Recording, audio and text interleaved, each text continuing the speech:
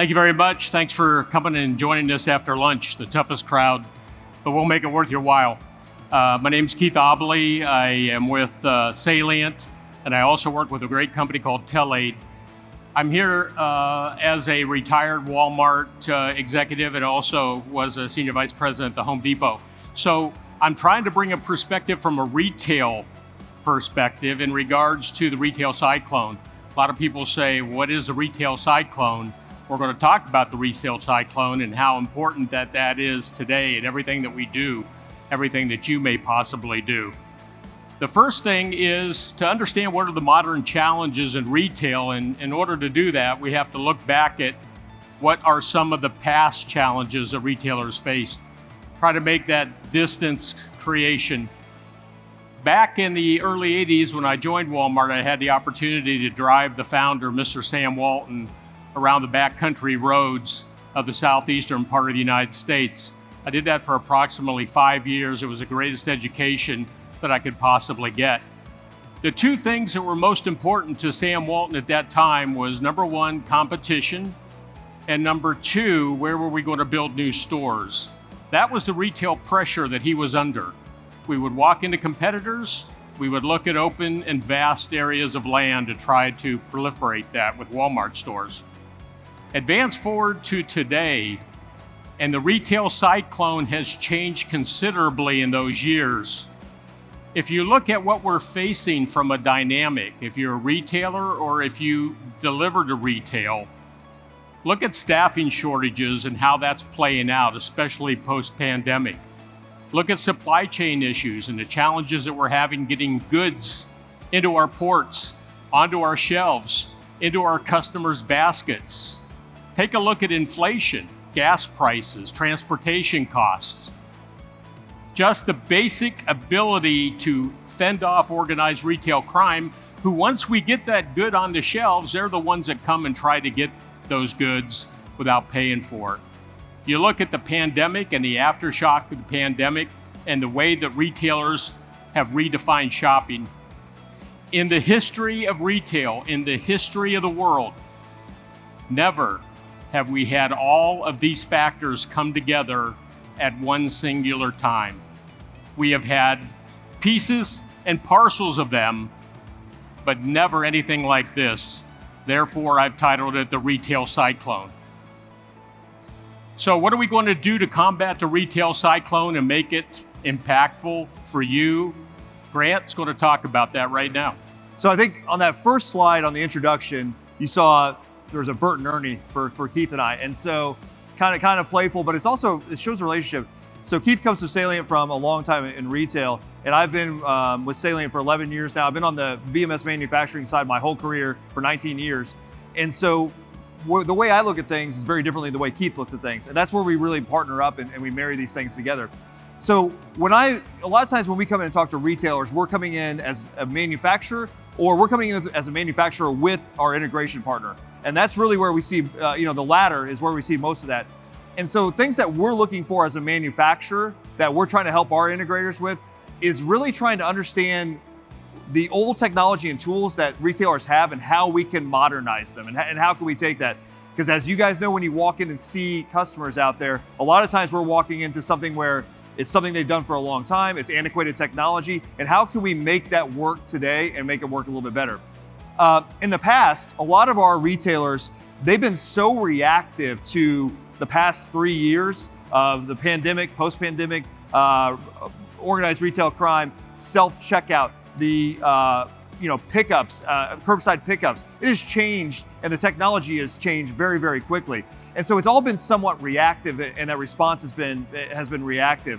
And so what we're trying to do is to help with Keith. I look at it from a technology perspective, he looks at it from a retailer perspective, and we're trying to meet together in a 4 or 5 year or 6 year plan on how we can help our customers not be so reactive.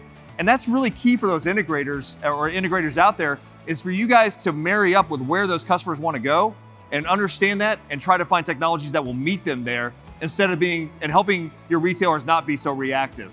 So the other thing that we're seeing out there is when we go out with our integrators, we go out as manufacturers to look at products, we see a lot of decentralized solutions. We see a technology sitting here, we see a technology sitting there, we see a technology sitting over there, and they're all in the same arena, but they're not talking together. They're siloed. They're used by proprietary technologies, proprietary manufacturers. So we see all these silos out there, and as a manufacturer, I see, instead of seeing these different proprietary silos out there, I see lots of data that can work together.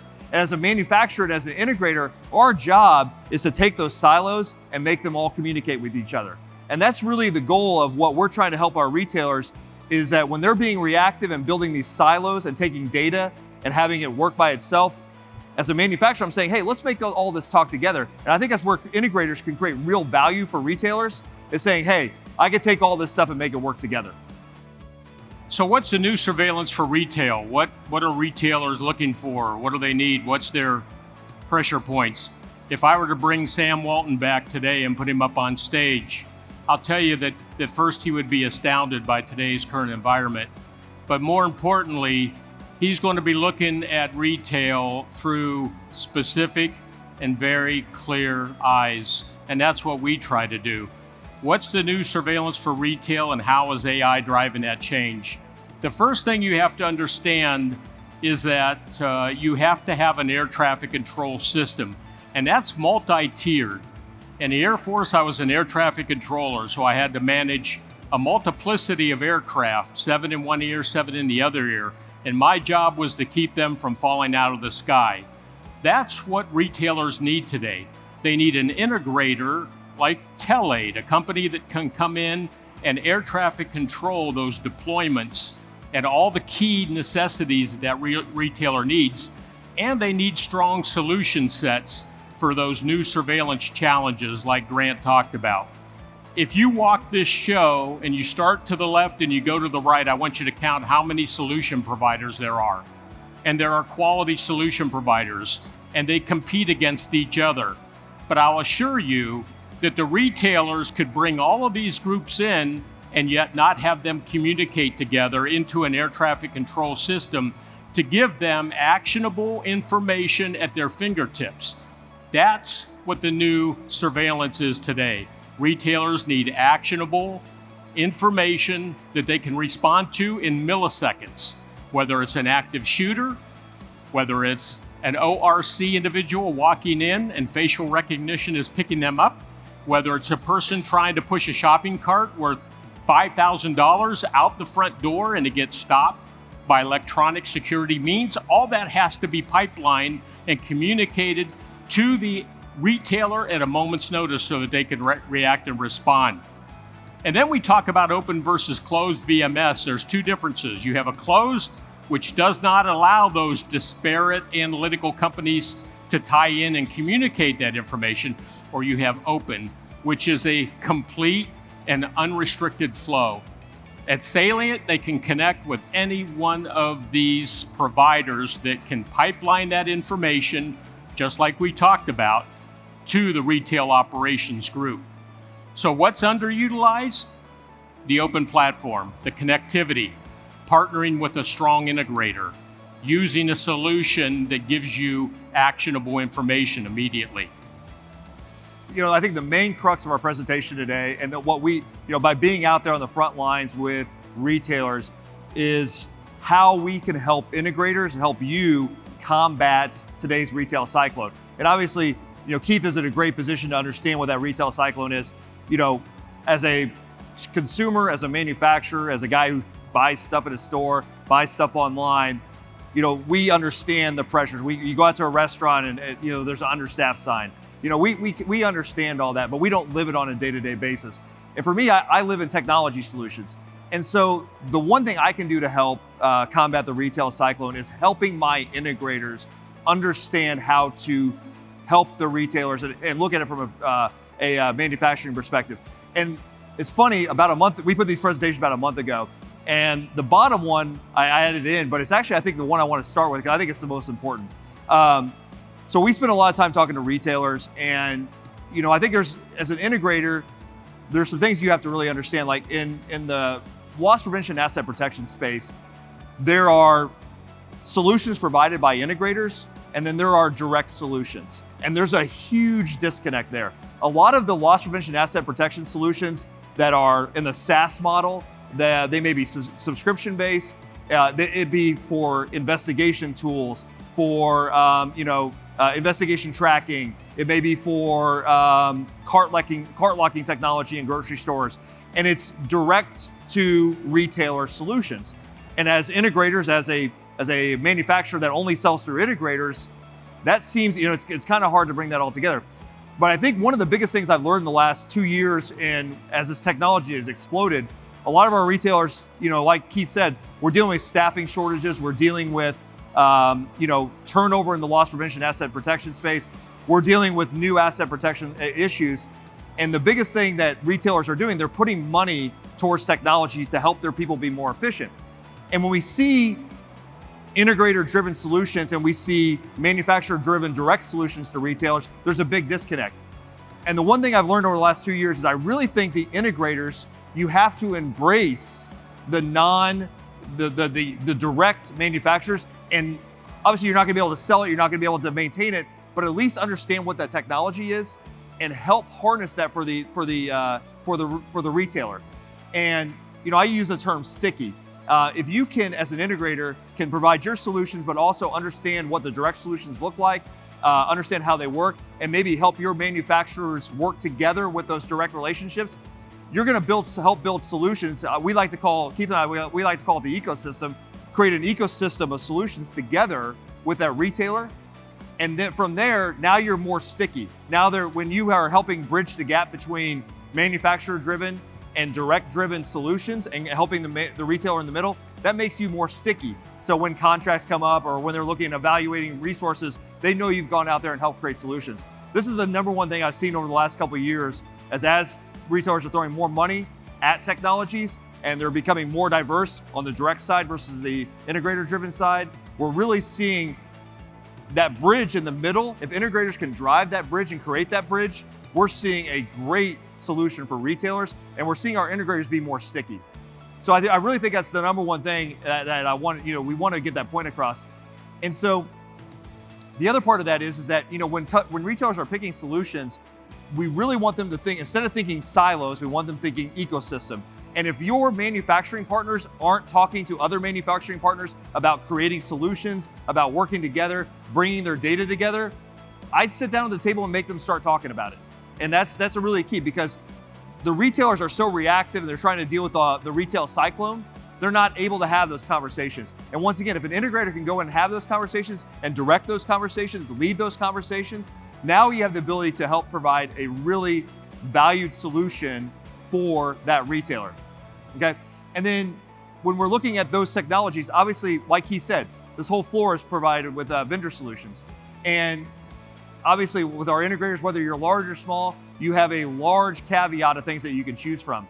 And so what we really, from a Salient perspective and a VMS perspective, we would love integrators to pick us every day. We know that's not the case. And so what we try to find is that as integrators that know what their arsenal is and know what solutions to drive to what retailers based on their needs, that makes you more sticky. Instead of saying, hey, well, we have this one size fits all solution that we're going to go out and blanket the entire retail industry with, that may get you, provide some value up front, but in the long run, you're not providing that specified, really driven home solution for that retailer. And that's where you lose your stickiness, because it's not a custom built solution there. So knowing the technologies, knowing how they fit and making that work, we find that as a really, really key. And so ultimately, what we view the integrator's role in loss prevention asset protection is understanding that retailers are under immense pressure to cut shrink, to provide life safety, and understanding that their number one job is not to make their integrators happy or to say, hey, hey, you're my number one priority. Let's have our meetings, whatever you want them. Their number one priority is to keep employees, associates, the C-suite, and keep their customers safe and happy. Okay. The second job is to help drive down shrink, drive down loss. What as an integration and it provides to us as well on the manufacturing side, our job is to understand the marketplace, understand the solutions out there, and when we come to the table to provide solutions, they need to all talk together. And so, what we try to do is we try to be proactive, is that before we come in and present to a retailer or get their ear or start talking about things, we have all our ducks in a row and we choose the right solutions to partner with. Our integrator chooses the right solutions to partner with. That we build a solution and then we provide that integrator so they understand that it's a well thought approach. We understand what we're looking for. We're driving a solution and we're bringing all those silos together. Yeah, how many integrators do we have in the room? Integrators. How many solution providers do we have in the room? And then how many end user retailers, people that purchase that property? Okay, so we have a good eclectic mix of all the three groups that we're talking about here. And I hope that one of the things that you understand is there's tremendous pressure, number one. Number two, there are solutions. But number three, there's a system that you have to go about to make sure that you're pulling all that together seamlessly. And that's the one takeaway that we want you all to understand, regardless of what solution set you go with, regardless of what integrator, make sure that you have a well laid out plan and you're working with security professionals that understand how to execute that. Because if you don't, you're creating a constant vicious cycle of having to rebrand and reinvent your solution sets. And that's not what you want to do, is continuously spend money with minimal return. So what we're talking about is a well laid out plan and partnering with companies that understand your pain points, and solution providers developing those tools that make sense, listening to your customers, and integrators trying to work closely with all these disparate systems to create one great solution set. We got a couple minutes left. Any last questions or thoughts from the crowd out there? I think there's some microphones if you want to come up and ask a question. My question to you is, what are you seeing in the States that, what are the retailers doing in the States where they're not arresting offenders anymore that are pilfering product? You know, the $200 thing in California. Yeah. How are they responding to that? Well, that's a great question. I think one of the interesting things that we see is a lot of our retail partners that are the loss prevention asset protection, amazingly enough, they're turning into lobbyists versus trying to go out and work with their teams to do that. A lot of these are folks, especially in some of the states that are more, different types of laws and going after, the bad guys, the bad shoppers. We see them reaching out to the local sheriffs, the local district attorney, the county, district attorney, whatever it is, the state government, and say, hey, here's our plan, and here's what we're trying to do so we can combat that. Because what happens with a lot of our retailers is that if there's cities or municipalities that aren't prosecuting in a particular state or a county or a city or whatever it is, those turn into either if it's a grocery store, it turns into a food desert because those grocery stores will back out of there. Or, if there's essential businesses, essential retailers, they're going to back out of those locations and close up shop and move out of town. And so we see a lot of our loss prevention counterparts on the retail side, they're turning into lobbyists and they're going out and talking to government officials and saying, hey, we got to work here together or we're going to have to pull up shop and go somewhere else.